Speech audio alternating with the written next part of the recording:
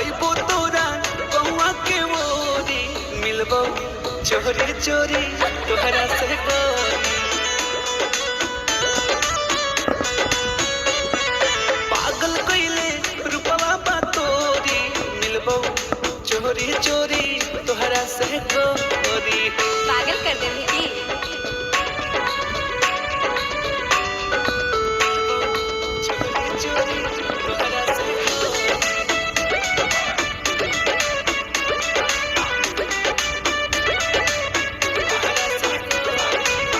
जान हो मिलन होई आज यही शाम के